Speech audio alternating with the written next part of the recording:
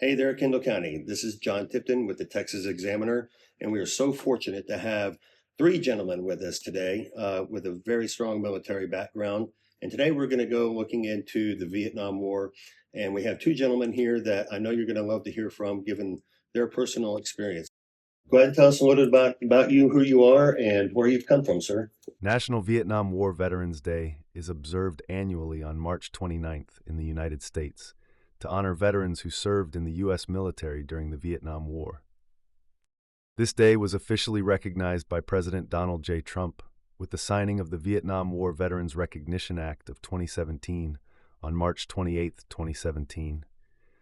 March 29th was chosen because it marks the date when the last U.S. combat troops left Vietnam in 1973. On this day, Americans are encouraged to participate in programs, ceremonies, and activities to commemorate the service of these veterans.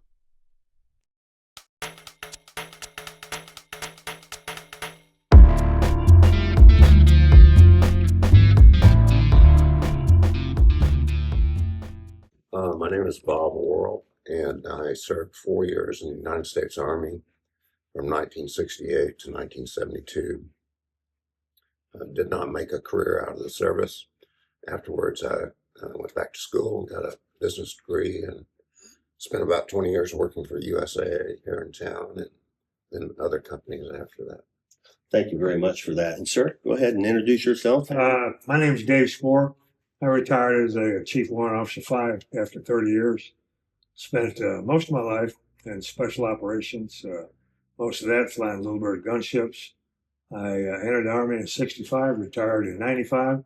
Came out here, flew corporate jets for 24 years for the H.P. Zachary Construction Company. I retired in Hill Country, spent my time rebuilding old military vehicles and grandkids, baseball and hockey. Sir, welcome and thank you, both of you, for taking the time to be here. We have one more individual. Sir, Colonel White, tell us a little bit about yourself and where you come from. Sure. So I'm Tony White, and I'm a retired Marine colonel. Served both in the infantry and then as an intelligence specialist. Overall did a little over 32 years in the Marine Corps. I'm not from Texas originally, but I joined the Marine Corps to get out of Don't hold that against him. California. Friends, most of you have known and seen Tony on our show before, so he's a good friend of the show, and welcome. I'm very, very glad you could join us. So what we're going to try to do today, and I have a mission in mind here, but we're going to ask some questions, and it's going to be a group discussion, so I encourage all of you to kind of take a deep seat. There are going to be some experiences and some things that these gentlemen have done in the service of their nation. We're not covering anything classified, but there are experiences that I'm hoping they're going to be able to share with us. So, Chief Spoor. Yes, sir. You enlisted in the Army in 1965. I did. And then you became an officer through Officer Candidate School. Right. Where did you go to Officer Candidate School? Forest Hill, Oklahoma. I got commissioned as second lieutenant in the field artillery. Field artillery, a gun buddy. Okay. And sir? I enlisted under the College Op OCS program. Okay. Basically because I was about to be drafted. And, Right. And I knew at that particular point in time that there was no place I was going to be going other than Vietnam and other than an infantry unit. So Right. it was a choice of whether I wanted to let somebody else lead me or whether I wanted to go to OCS and be the lieutenant leader. Follow me. Follow me. So we both went to the Benning School for Boys. The Benning School for Boys. So it's far across the Chattahoochee. Oh, no, you're not going to go into that. Right? We're not going to It's a song that's supposed, well, we're supposed to, and I've done it maybe two hands in my career where everybody breaks out in the song. It's actually pretty cool. So. Alan Jackson. Not quite. I sing better than that, I think. But that's all right. Okay, sir. Chief, tell me about, what you flew and the types of missions. And let me back up. Both of these gentlemen are here because of their service in Vietnam. Colonel White and I are both just a little bit behind that. I'm a lot behind that during my service. So we're going to ask a few questions, and we're very fortunate to have them be able to share that with us because There's some of us that don't necessarily appreciate talking about our service. We don't like necessarily being thanked for our service all the time because we did it. It was an honor to serve. Would you agree with that? I totally agree. Absolutely. Yes, sir. So for those of you that are watching, and if you always go up to a soldier and say thank you for your service, just know they appreciate you saying that. But most of the time, they just kind of want to remain behind the scenes because that's just who we are and why we joined. So tell me a little bit about what it was like transitioning from basic helicopter training to combat flying in Vietnam. Well, basic helicopter training for me started right here in Fort Walters, Texas, Mineral Wells. I flew a Hiller, reciprocating engine, twist grip throttle.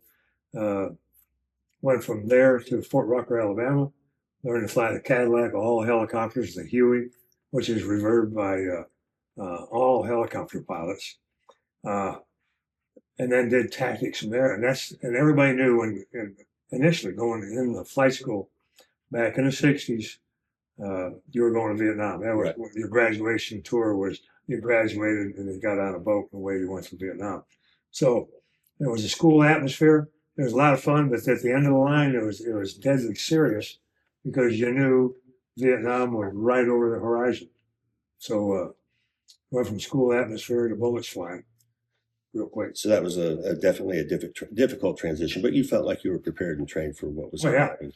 Fort Rucker. The only thing Fort Rucker didn't train you for was, I think, the stress of flying 8-10-hour days. Right. And that's seat time. That's just not getting up. That's time inside the helicopter, absolutely flying. It's pretty intense.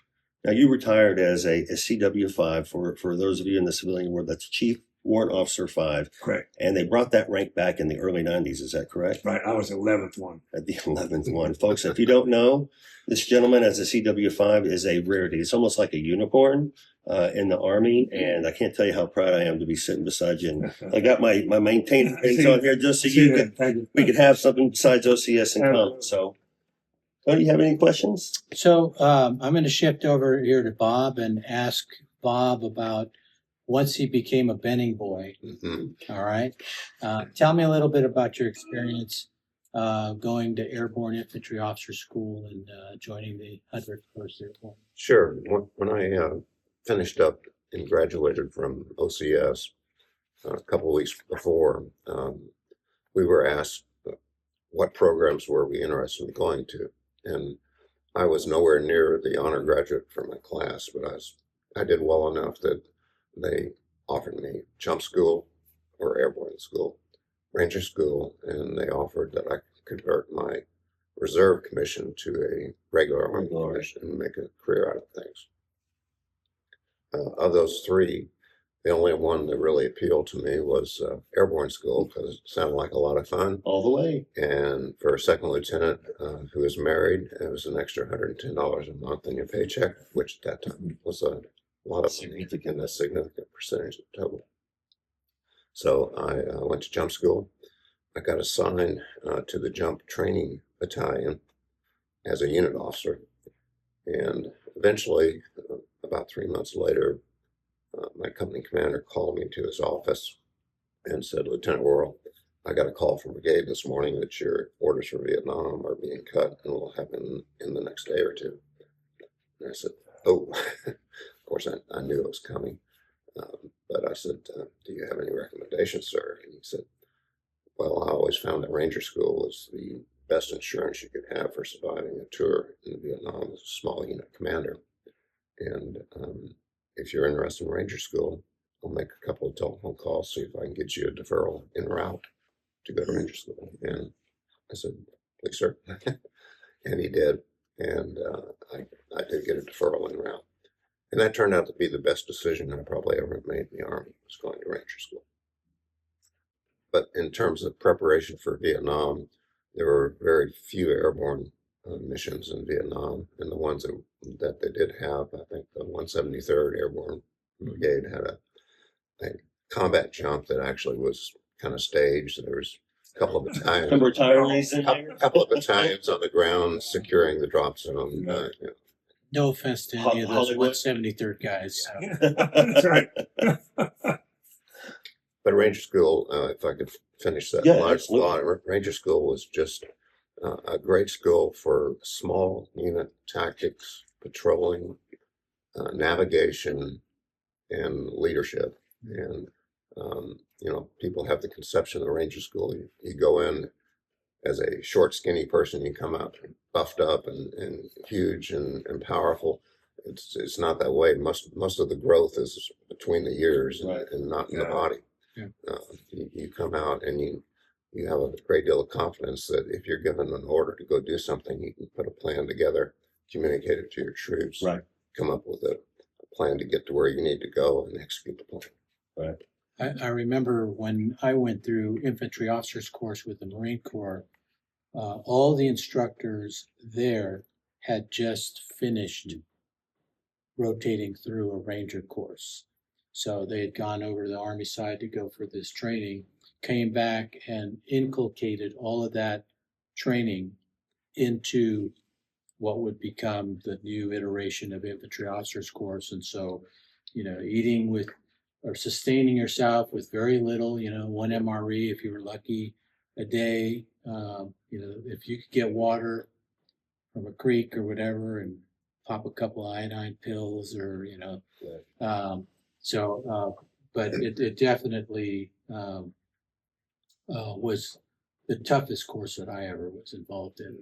And when I got to Vietnam, I reported into my battalion commander on Firebase Bastogne, which is his forward operating area for his area of operation. And he said, "Lieutenant, I know what you want. You want a rifle platoon to go lead, and I don't have one to give you.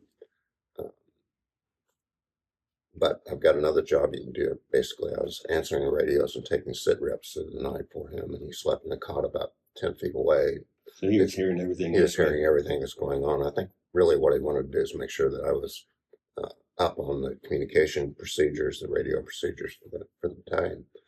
But 4 or 5 days later, he said, "Lieutenant, I've got your rifle platoon for you." The current platoon leader got his platoon lost too many times.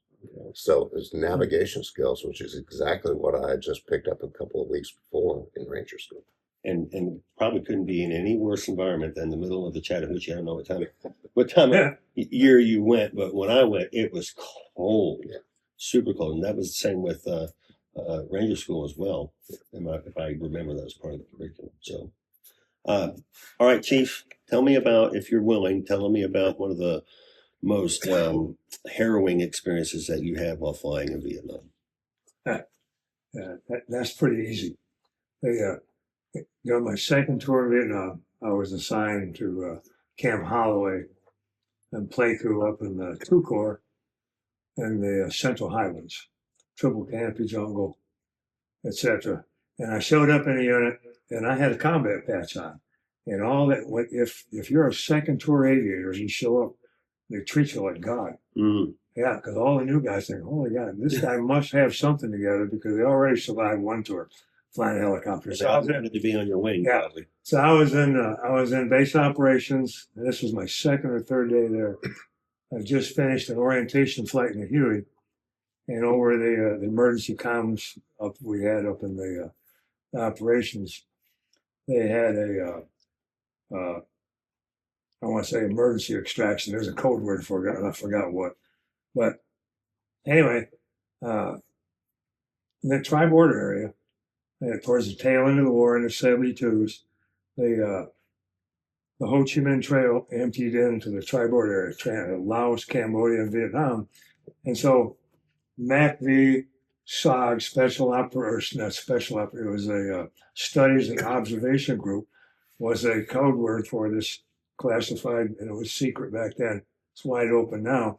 Recon teams, and they go in and they disrupt a lot of things where the Ho Chi Minh Trail emptied into that tri-border area. They go in, the recon teams that go in and disrupt communications. Every now and then they'd snatch a prisoner. They'd blow up things. But mainly their main objective was to get in, gather intelligence, and get out. Well, they did that by helicopter. Their communications link was what they called code sign Covey, or call sign Covey, which was like a bird dog or an OV, like a Bronco aircraft. It stayed in the air 24/7 And that was their link to the people on the ground up here if they needed help. Right. Because radio back then was truly line of sight. And so I'm up in base operations, and all of a sudden this emergency call came in. And the old man, our commander, just happened to be there. So he grabbed me and another guy and another crew for another Huey. And we also had Cobras, an attached gunship outfit with us, or attached to us. And away we went, off into the tri-board area. So how are we going to find it? It'd be real easy to find because there's a jet overhead because the covey had been shut down. Oh, no. And so this little L-19 bird dog, when we got there, you could see it. It was halfway in the trees, and it was sort of at like a 45-degree angle of the ground. And we made contact with the jet, and he had to bail out real quick because he was low on. He was one of the fighters that was on station. So he just got kind of, hey, you go do this. Yeah. And so here we go, 2 Hueys, 4 Cobras, and we couldn't find this guy. And he's talking on one of the crew members, Air Force guys. One of the crew members had been injured, and I don't know if it was from the crash or the bullet, or he got shot, but we couldn't locate him. Mm-hmm. We're hovering around. It's a bad place to be hovered because the bullets are flying. Right. They're in contact. We put our own Cobras in on both sides of us to protect us. We finally found them. We got in a stabilized harbor, and we had these caving ladders. And caving ladders are like stainless steel and aluminum ladders about 18 inches wide, and they roll out. And we spotted the crew on the ground at a harbor, and the ladders wouldn't reach. So what do? We got to get them out. So we started chopping the tops of trees with the rotor blades. And this is my second or third day in country. I'm like, my eyes are this big. I said, holy crap, I'm going to die. So you can laugh about it now, and Well, yeah, I can laugh about it now. Both crew chiefs have got their M60s straight down, shooting at the bad guys. The Cobras, we took more damage from our helicopter, from our own shrapnel, from our own Cobras. They were firing like right here and right here. I can't remember who it was, but by then, another covey had got on station, and we had F-4 Phantoms. Okay. So we had F-4 Phantoms, we had A-1E Douglas Sky Raiders, which is a World War II prop plane carrying bombs, and Cobras all shooting in this area. This is why I joined aviation. Yeah, well, so needless to say, the ladder still wouldn't reach. It was like 10 feet short. So we kept going down, and finally the ladder reached, but the crewman that was on the ground, the healthy person, didn't have enough strength to get his wounded compadre hooked up to the ladder. Mm-hmm. So my door gunner, a guy named Al Hemmings, who was a fat forest in New York City, talked with a real deep throat. His haircut was always borderline, so mustache, borderline. He said, I'm going down to get him. I said, have at it. He unhooked from the strap, went down, got that guy hooked up, and everybody got hooked up on these ladders with D-rings. Right. And we pulled straight. When Al came back up, got in the helicopter. We pulled straight up, to make a long story short, flew to an area that we could land and get the people inside, and then flew to Playco Air Base, where there was a hospital, because one of the Air Force crew was hurt pretty bad. And I don't know if it was from a crash or what. So we got back that night, and then when we landed at Camp Holloway, which was right adjacent to Playco, our rotor blades were making a horrible noise. They were whistling and screaming because the leading edges were all tore up, chopping up trees. Probably out of balance as well. And the old man came out and he just walked around the helicopter. And he said, good job. I said, yeah, right. So they had to replace 2 rotor blades, patch up a gazillion holes. The chimbo was gone. Oh, no. Yeah. The bottom of the helicopter looked, it had several holes in it. And you still have protection under the seats by this time. Well, yeah. But what the deal is, the pilots wore chicken plates, and we sat in an armor-plated seat.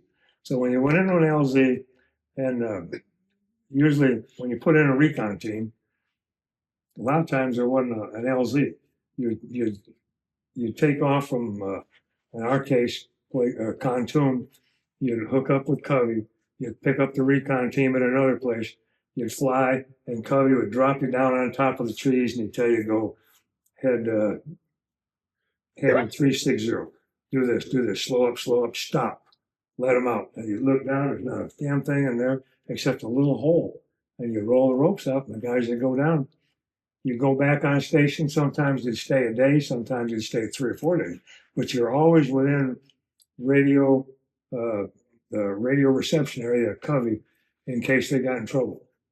If they got in trouble, the code word was prairie fire. If you ever heard that, the hair on the back of your neck stood up. You just made money. Because every asset within hearing distance, within radio reception area, went to that area.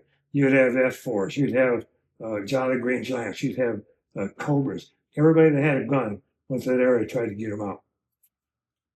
So that was my second day in country. I thought to myself, as man, it's going to be a long year. Time. Right. That's amazing. And I think what folks may not appreciate, the younger people that are watching this podcast, is what it's actually like to be shot at, especially when you're in, let's just face it, you're in an aircraft that's beating the air. Well, you're scared. Everybody said, nah, I wasn't scared.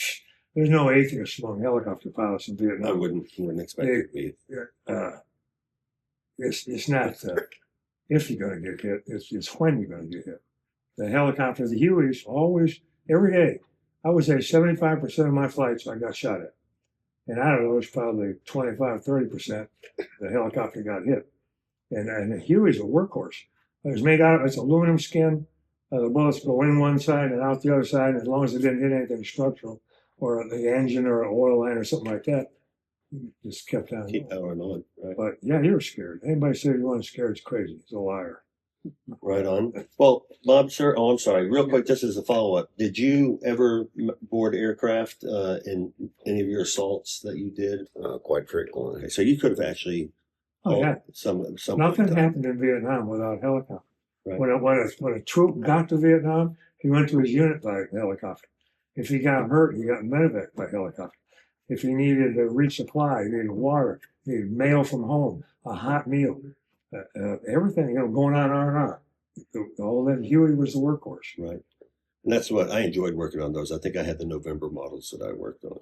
They're good. Two engines. Twin engines. The Army had the single engine. Right. Oh, I apologize. That's right. It was what's it before the twin engines? Because that's Marine Corps, basically. You had that. We took hand-me-downs from B's had 1,100 horsepower. H's had 1,300. Just folks, as a fun fact, the ladders that he's talking about that roll out, they're made out of aluminum and it's a stainless steel cable with a ladder, and they're about 18 inches wide. And correct me if I'm wrong, I believe they make them out of that material because otherwise, if it was a rope ladder, it would swing around. It could get caught in your rotors. So, okay. So, from an aviation assault experience that Dave just shared, I want to shift over to you, Bob. And Sure. You'd finished up and got to Vietnam. You were assigned to the 501st Infantry. Right. And eventually you were doing patrols and combat assaults. Mhm. And tell me a little bit about what situation occurred that you ended up earning your Bronze Star. That particular situation involved a down helicopter. Our company was, I think, on fire support base Bastogne, and the helicopter went down about 5 miles away. They had a quick reaction force go in, pull the pilots out, strip the helicopter of its M60 machine guns, its radios, and any other sensitive equipment that was in it. But they wanted to get the helicopter back to the rear to get it repaired and put it back into service. So they sent our company out to secure the helicopter until that could happen. Well, the company is about 100 men, or at least at that time it was about 100 men, organized into 3 platoons with the company commander who was a captain. So we combat assaulted into the top of the hill. We deployed our 3 platoons in a 360-degree coverage of the down helicopter. And very quickly, the operations order called for my platoon to be reinforced by half of the squad, half of the members of another platoon, so that we could, as quietly as possible, get out of the perimeter and go check things out. And there was a very prominent slope in a ridge line that had markings of foot traffic. And the company commander ordered me to take my platoon and take a patrol down the ridge line as far as we could get to make sure that there weren't bad guys somewhere along that ridge line fixing to come up and get us in the middle of the night. And so we went down, and sure enough, the company commander was spot on. We didn't get more than 100 yards away from the perimeter when there was we got fired up by a trail watcher. The North Vietnamese didn't have a lot of radios and didn't have a lot of equipment. So what they would do is they would take a squad, go out to an area that they wanted to have information on American movement in, and they would create a little fighting position for one person. And that was the trail watcher. And they create a fighting position, camouflage it so that he had a gun port looking straight down the most likely avenue approach of Americans coming down that area.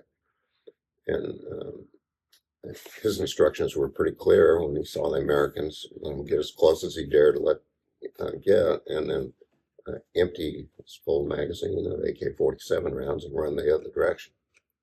So that's exactly what happened to us. We got close enough to him, he opened up.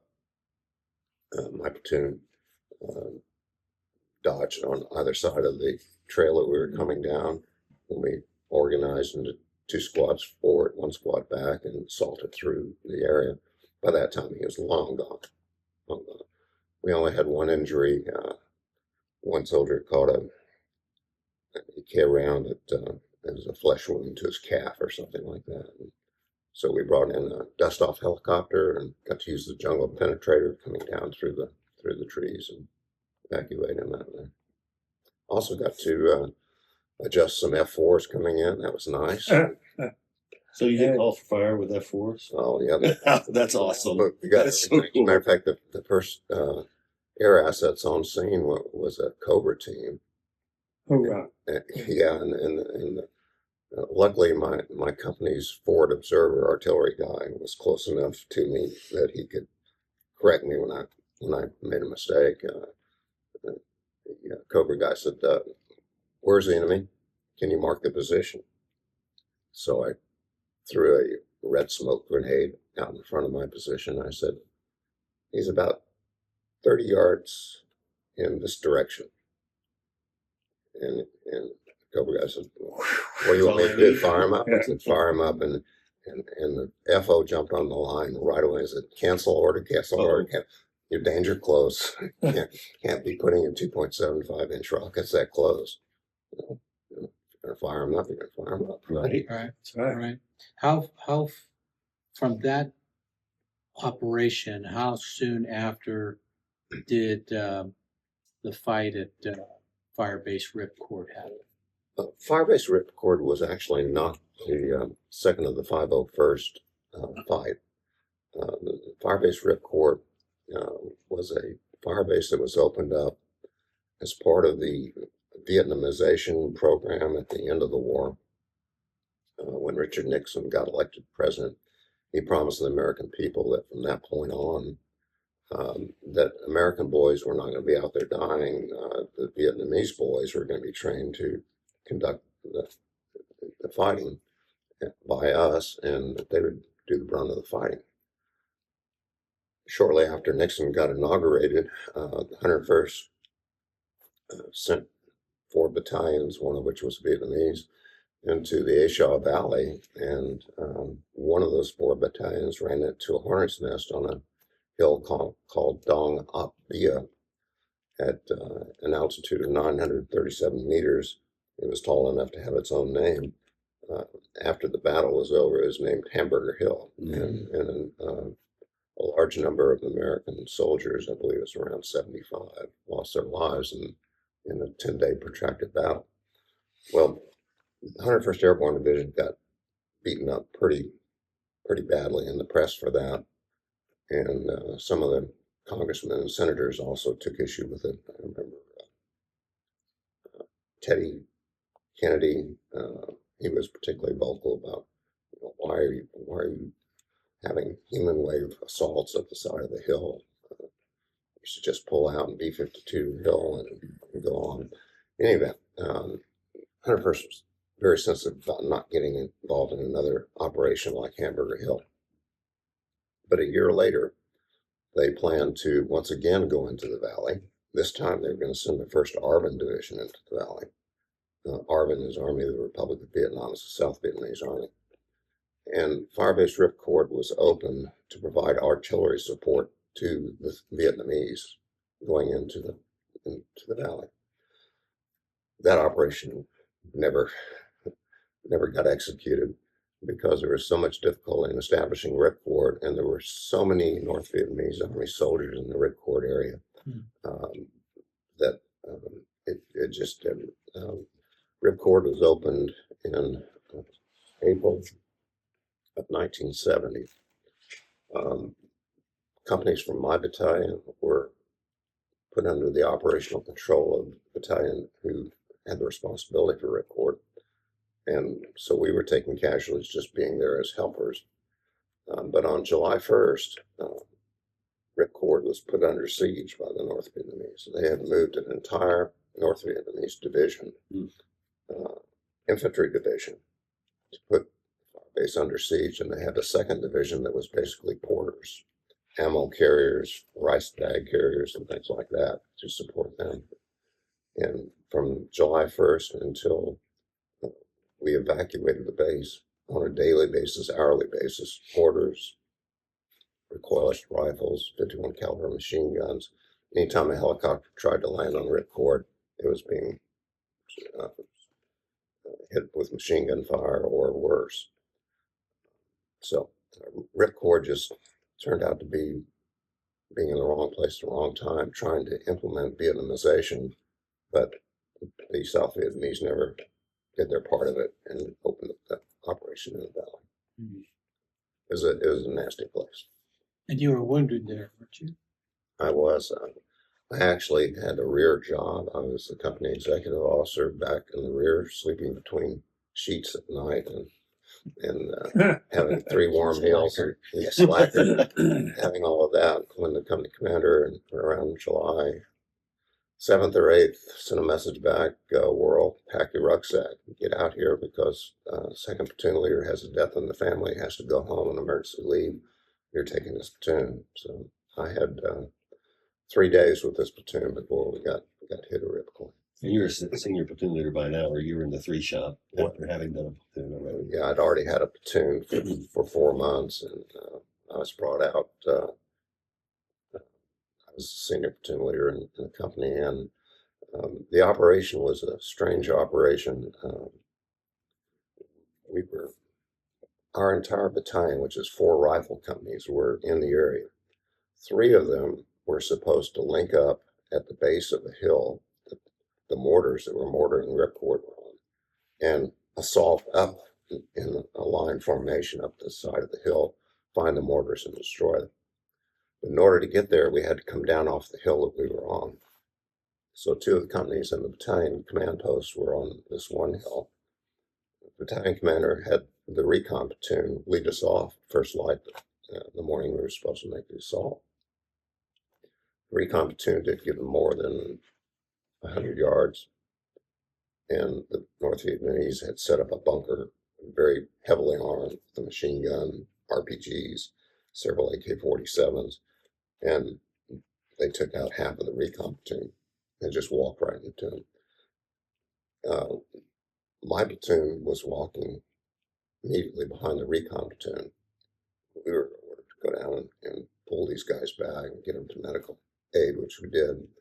And from that point on, the battalion commander brought in artillery. We had a pair of Cobra gunships come in. I've never seen this before, Dave, but Cobras came in and did kind of a wagon wheel, aiming down at the bunkers, firing it up, and they would just rotate. It's a tail rotor. Yeah, I guess a tail rotor and just turn around. And I'm sitting where I can see all of this going on, and I'm thinking, there's nothing alive Well, down there in that bunker. Those are pretty hot shot Cobra jocks to do that. Yeah, I was totally amazed. My platoon being next in the line of movement, we were ordered to go down and take out the bunker. At this time I had 20-man platoon, and we went down there with a great deal of confidence that the Cobras had done their job. We got close enough where we could see the bunker. We were about to open up a flamethrower on the bunker to take it out, and RPG hit, big firefight hit, and it was just a mess until we could get all the guys out. Now, Chief, I understand that you went from a normal aviation unit to a special ops group called the 160th, the Sword. Yeah. Can you tell us a little bit about your experience there and what's different between the two aspects of flying? Well, the 160th was formed after the Desert One fiasco, trying to rescue the Iranian hostages. When that thing went south, the chairman and joint chiefs of staff and everybody got together and said, look, we have to have one command. We have to have a couple aviation units all under that command, all trained to the same standard, so on and so on. So the 160th was born out of that. They were formed in 1981, but we had a big train up. 160th was formed basically initially from old Loach drivers in Vietnam. They went through some of the records and found out who flew 086s in Vietnam. Pretty soon we took 086s from the Mississippi National Guard in Gulfport and started training up Bluebird pilots. And that's one of the nucleus for Bluebirds. Blackhawks had just come online now. Blackhawks were entered the arena, and then shortly thereafter, Chinooks. So the Little Birds split off: Little Bird guns, Little Bird slicks. The people that rode on the Little Bird slicks rode on planks and rode on the outside, two on each side. Little Bird guns had a minigun on the left-hand side and a rocket pod on the right-hand side. Of course, the Blackhawks weren't armed, and neither were the Chinooks. The 160th was strictly a volunteer organization. Today, people in the 160th go out to all the different types of aviation units and try to pick the cream of the crop. And there's a lot of people that come to the 160th and say, man, I want to fly Little Birds. I want to fly Blackhawks. Well, regardless of what you want to fly, you have to go through a selection. Mm-hmm. You have to go through what they call a green platoon. A green platoon is train up. And everybody starts out flying 086. You'll learn how to navigate. Even if you're going to fly a Chinook that's got the space age cockpit, you've got to learn how to navigate time, distance, and heading with a compass.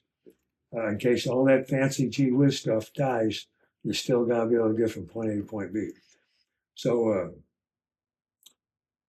it's the best aviation unit absolutely ever conceived. Their standards are anywhere, anytime, any place, plus or minus 30 seconds. They've never missed it, never. And they deployed all over the world. The motto of the 160s is Night Stalkers don't quit. And if you're a Little Bird driver, a Little Bird gun driver, it's 6 guns don't miss. But their standards are well, let me get back into the train up thing. They have a huge budget. The Little Bird gun pilots are expected to be able to put a rocket through a window. Not just hit the target, but hit this part of the target. So they train. During the week on that your training cycle, you fly every night. And it's all night vision goggles. In the initial formation of the 160th, the train up period, we lost a lot of crews to just inexperience, training up. Everybody learned how to fly night. Nobody flew night vision goggles. We started out flying night vision goggles that were made for Jeep drivers. We cut out the bottoms of them. PVS 5s. PVS 5s, AM PVS 5s. Mm-hmm. We taped a spare battery pack on the back of our helmet, and that's how we learned to fly. We learned to fly in desert locations here in the States. First, you learn how to fly night vision goggles all by yourself. then formation, then night vision goggle gunnery, and then deployment. You can't go anywhere in a little bird. You can go about 300 miles. That's it. You want to go from here to some other country, you got to depend on the Air Force. C-130s, you can put a couple little birds in there. C-141s, which was, now I'm dating myself, but C-141s you can put 4 in. Right. Now they're deploying C-17s or C-5s. C-5s, you can put Gaggle in there. I don't know what else I can tell you about the 160th. I spent my whole life basically in the 160th flying little bird guns, and loved every minute of it. So let's talk a little bit about, after Ripcord, and you're awarded a Silver Star and a Purple Heart because of the wound that you received there. And you came back, you served at the Army Ranger Department, and you were a captain at the time. Yes. And then this is about circa 1972. I got out in April of 72, and I was promoted to captain in March of 71. Okay, so tell us a little bit about transitioning and what was that? Yes, yeah.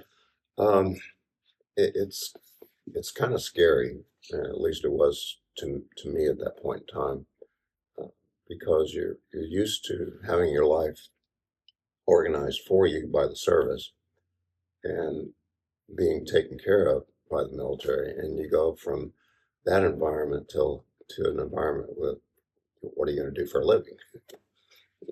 You have at that point in time, I had a wife and one child, and what are you going to do to provide for them? So after quite a bit of thought, I decided to go back to school and get a degree in business. I had a bachelor's in pre-medical chemistry, and I thought I'd have to get a bachelor's in business. My wife was well established while I was in Vietnam back at her home, and she had employment there. So I went to the University of Nebraska in Lincoln, which was about an hour and a half drive from where she was, and went after a business degree. To my surprise, I did not have to get a bachelor's degree in business in order to get a master's degree in business. Now, all I had to do is take some core courses in accounting and management and economics, and I could start the MBA program. So that's what I did.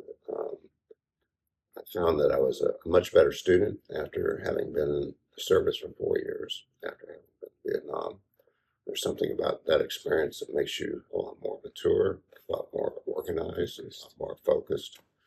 And so things worked out well. And once you finished your degree, y'all decided to come to San Antonio, and you linked up with USAA? That's correct. I applied, sent applications to 2 or 3 different companies, one of which was USAA in San Antonio. And I got an interview down here, and came down for a house hunting trip between Christmas and New Year's. We flew out of Lincoln, Nebraska to San Antonio. The entire 2 or 3 days that we were looking for a house, it was 75 to 85 degrees, and we just loved it. We found a house. We made an offer and bought it. Flew back to Lincoln, and my car, which was parked in the parking lot, was covered in snow. The battery was frozen. Would not turn over. I said, "Dear, I think we've made the right decision here." Yeah. That's a great story as well. Chief, first of all, let me ask you guys, is everybody okay on time? I'm okay. Yeah. Okay, everybody's ready, primed to go? Okay. So, Chief, can you tell us a little bit how your experiences in Vietnam influenced your post-military career? I think it was the attention to detail. Everything you did in the military, like specifically flying helicopters and leading a flight and managing everybody behind you, is attention to detail. Specifics, how to do things. Flying lead. After about my second month in Vietnam, my second tour in Vietnam, I was a platoon leader and also became flight lead. So that meant every place we went, I was first in. So which in itself is challenging. But then you got to think you got 4 or 5 depending on the mission, you may have 4 or 5 helicopters behind you. You got to think about when you're going to LZs, what kind of formation going to go, who's going to go where. If somebody gets shot down, who's going to get them, who's going to call the guns, all these things in the back of your mind, plus managing 3 or 4 radios. And you had a Pathfinder help you with that on the ground, or no? No. Okay, so this is probably your experience over the Vietnam is what helped develop. Yeah, it was usually Covey. Okay. Covey up above, putting you in.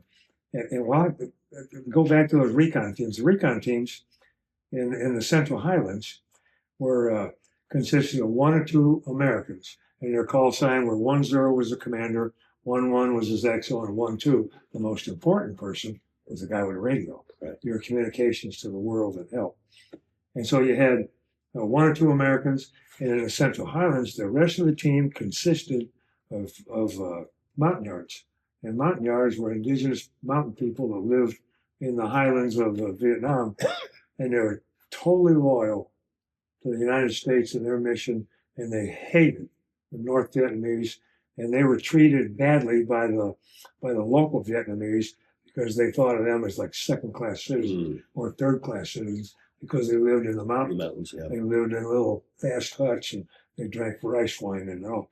But they were totally loyal and excellent fighters. So the team leaders always chose Montagnards to fill out their team. So when you put in a team, it was a couple Americans, and usually the rest of the team was Montagnards. Might be 4, might be 6, might be 8, something like that.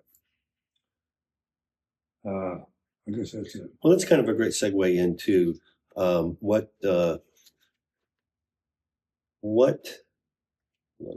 that's a great segue into the lessons learned. Which of those lessons would you say is most relevant today? The attention to detail and leadership. When I left the military, I was hired by the Zachary Construction Company here in San Antonio. And I was hired to fly King Airs, which is a twin-engine turboprop. Beautiful plane. And the Army had them, and I flew them off and on for my last couple of years in the military. It's called the C-12. Mm-hmm. So I flew King Air for a couple of years and got a jet transition. Well, actually, the jets were a lot simpler to fly than helicopters. Just because the simplicity, you didn't have tail rotor pedals, you didn't have this, that. The big difference was if something goes wrong in a jet when you're at 40,000 feet, it's a long ways to get down and get out. In a helicopter, you get a vibration, you How to rotate, land, or right. Yeah, and I've done that numerous times in Europe and Korea. Have an issue with a helicopter, you land, sort it out. Can't do that in a jet. And this isn't a question that's on our list, but were you ever a maintenance pilot, a test pilot? No.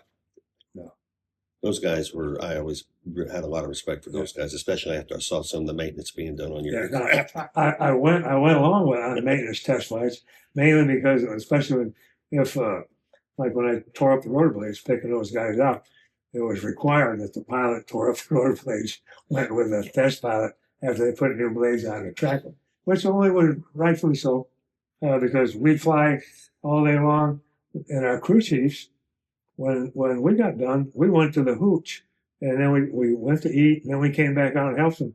But their main priority was to get the helicopter ready for the next day. Right. Sheet metal patches, whatever it was.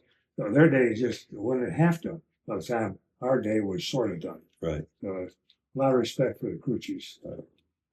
So, Bob, you're here. You in San Antonio.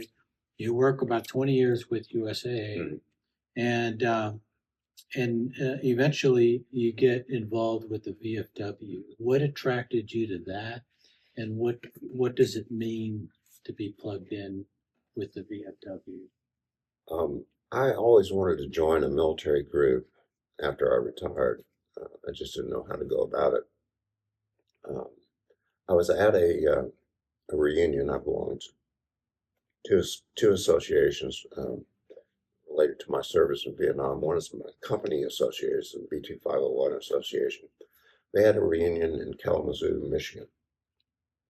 And the reunion was 3 or 4 days. And the final day, we had a banquet set up. And the banquet was set up in a little town to the west of Kalamazoo that had a population of under 2,000. I think the name of the town was Decatur, if I'm not mistaken. And so all the folks in attendance, the military, Vietnam veterans and their spouses, boarded 2 buses, and we drove west on the interstate and then turned to go south. All the roads are north, south, east, west in that part of the country, to go into Decatur. And starting about 2 miles out of the city center, there were American flags on both sides of the road. And we get to city center, and there's still American flags, and we turn right, and we go west about a mile, American flags all the way out, and it's a VFW Post that's hosting it. Now, this is a town of under population of 2,000. Wow. And I'm thinking, wow, this is quite a reception for us. And we get to the VFW Post, and it was in the middle of a cornfield or some kind of a field there, probably on about 3 acres of land. And there was a nice entrance, all of the normal accoutrements like tanks and helicopters that had been retired and put out as trophies in the yard. And we go inside, and the inside of the facility is beautiful. And we turn to the right, and they have a canteen, which for those watching, canteen is kind of like a sports bar. And we go into the canteen, and it wasn't one of those smoky old bars with a bunch of old men sitting in the corner drinking beer. It was like any sports bar that you might go into in San Antonio or Austin or any place else. There were families in there having hamburgers, watching football on TV. And we walked through the sports bar and opened up into a dining facility, which was huge. It could easily have set 400 or 500 people in there. True. And they had a professional kitchen, and we had a great meal, and we had a great time and a great experience. And I made a note. I said, when I get back to Bernie, I got to find out if Bernie has a VFW Post and get involved in it. Unfortunately, when I got back, I went to my first meeting, and it was in an old 1800s school facility, and very small, and didn't have any of the features that I had experienced up in Michigan. No big screen TVs. No big screen TVs. None No of that. canteen. No canteen. None of that. So I joined the VFW, and I quickly got involved in the building committee to figure out how can we get a building and what do we need in a building and all of that. And that kind of morphed into becoming the financial officer for the Post, which is called Quartermaster. So for 10 years, I was quartermaster for the Post, basically doing the financial reports, keeping track of the assets, and working on the building committee. So where are y'all at now in your search for a home? We're still searching. Well, we're still searching, and we're also collecting donations from individuals and companies that approach us and say, "Hey, I want to donate X, and I want that X to go towards your building fund." And so we appreciate every donation we get. Bernie's been very successful. It's not the small little Texas town I retired to back in 2013. That was relatively affordable. And because of its success and what attracts so many other folks to move here to Kendall County, it's driven up land and property. And so it makes it difficult. I'm hoping that we will eventually achieve this. I'm sure Bob and Dave also agree with me. It would be great. And it would just be something that is exclusive to veterans, because our experience has always been to reach back out to the community. We do community service projects that benefit Kendall County, benefit Bernie. And, so pancake breakfast, bingo, having maybe a dance, something of that nature in our community, having a space to do something like that. Scholarship. scholarships, all would be very beneficial. So the community wins from that. Now, currently, y'all are in Kendall Masonic Lodge. Is that correct? Yes. Correct. Yeah. That's And where we meet. And I know y'all are extremely grateful for having that, but would it be Very. better? Folks, I'm just going to speak on your behalf just a little bit here. Folks, if you have a building that you're not using that could host these folks for a little while until they get the finances to make their own purchase in their own building, please reach out to the Texas Examiner and I'll put you in touch with VFW Post 688 Commander, Colonel Tony White, USMC retired. Hoorah. All right, sir. We're about to wrap up, but I have a couple of questions that I'd like to ask you, and I apologize in advance if it triggers some emotions, but I know it does for me, just simply because I would never want to be in that position. What was it like for you, and how did it make you feel when you came home? The way that you were treated by some of the citizens. Well, I was fortunate. I came from a little town in upstate New York. When I came home from Vietnam, I landed in Rochester, New York. So I didn't get any of the anti-war protest things that say like somebody landed in San Francisco or Right. LA or some huge city. But it made me feel ashamed. Politics aside, the average person that served in Vietnam could care less who was in the White House, really. They were there one day at a time. In my case, I was there. My sole purpose of life was to support the ground soldier, Right. period. Everything I did in that helicopter was to support guys like Bob and everybody that's pounding the ground. So I was ashamed that a country would turn against the soldiers that fought over there.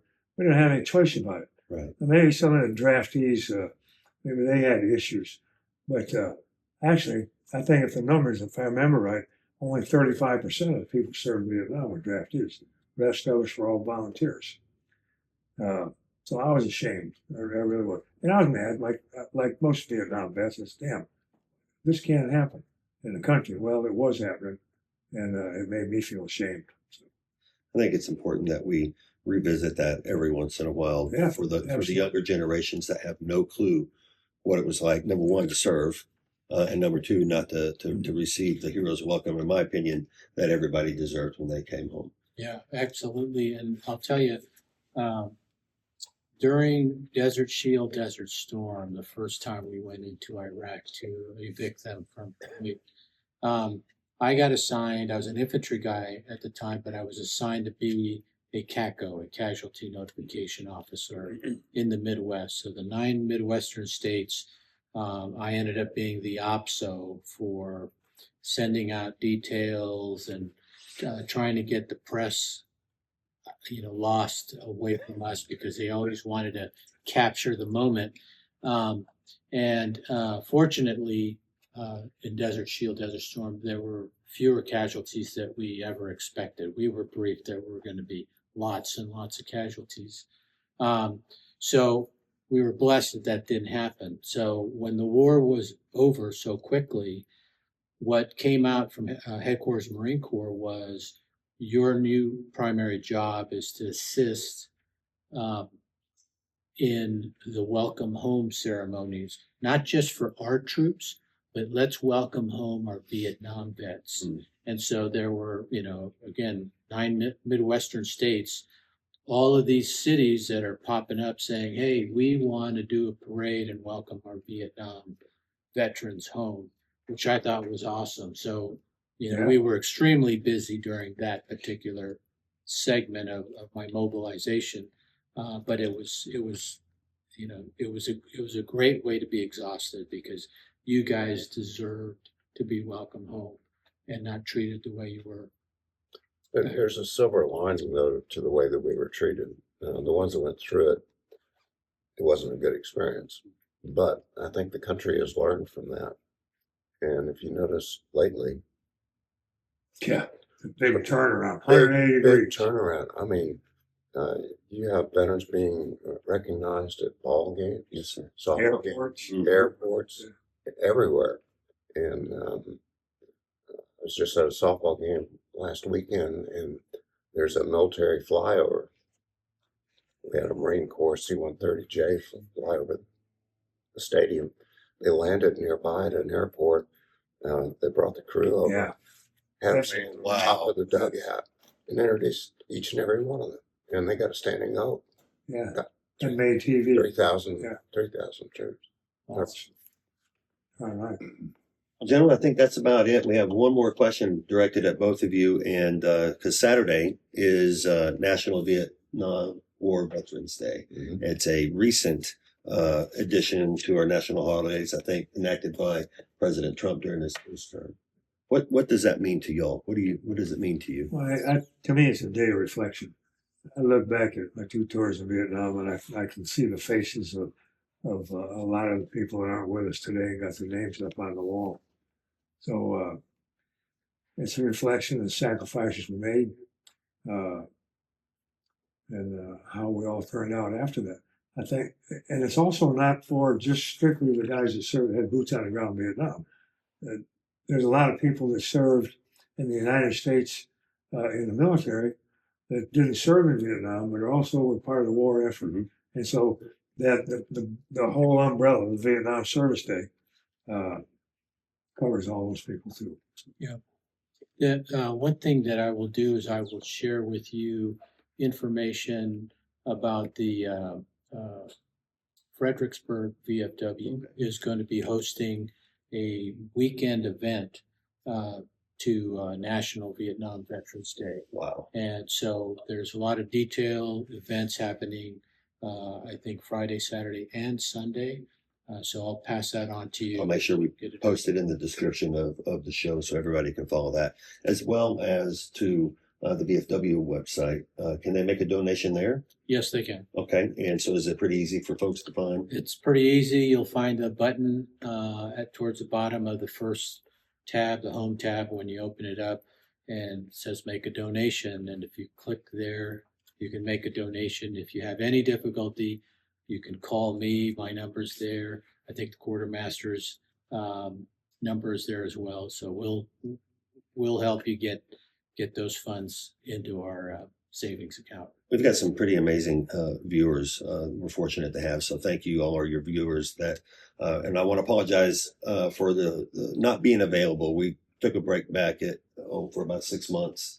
We needed to recharge our batteries. So thank you, gentlemen, for being among the first of our segments back to the Texas Examiner. Also, folks, please go and donate if you can. 1, 5, 20, 100, wherever you felt led to do that. Let's get these gentlemen a home that they can go and feel welcome in, that they can call their own.